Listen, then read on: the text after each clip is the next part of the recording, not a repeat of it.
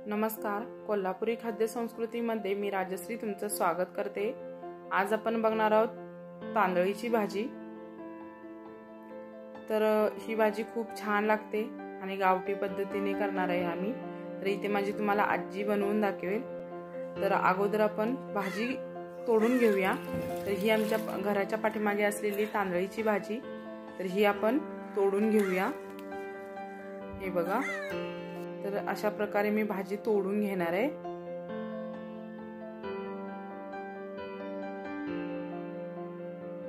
तर इथे मी भाजी सगळी अशी तोडून घेतली। आता आपण स्वच्छ पाण्याने धुवून घेऊया। तर भाजी धुतल्यानंतर मी इथे कट करून घेतली।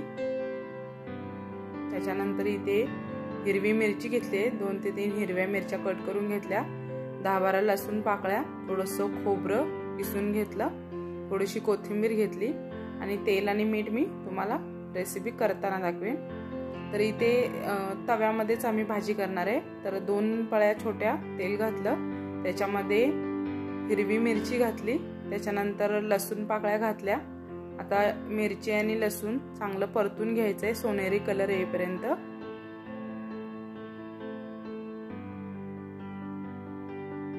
त्याच्यामध्ये आता चिरून घेतलेली भाजी घालायची। भाजी परतून घेऊया।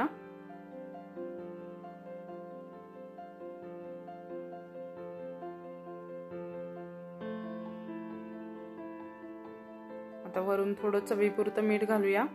थोडंसं मीठ घालायचं, पाव चमचापेक्षा कमीच घातलं। तर मिठामध्ये परत परतून घेऊया भाजी।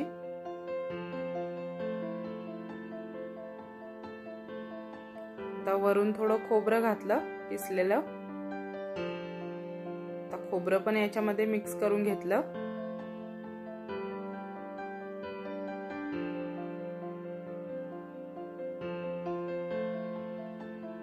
त्याच्यानंतर वरून कोथिंबीर घातली।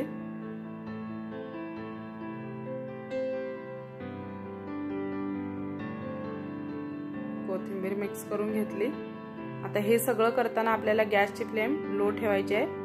तर याच्यावर झाकण ठेवून 1-2 ते 3 मिनिटं लो गॅसवर फक्त वाफेवर भाजी शिजवून घेतली आम्ही। तर इथे आपली भाजी तयार झाली साध्या आणि सोप्या पद्धतीने। तर माझ्या आजीची रेसिपी तुम्हाला कशी वाटली ते नक्की सांगा मला। रेसिपी आवडली असेल तर लाईक, शेअर आणि सबस्क्राईब करायला विसरू नका। धन्यवाद।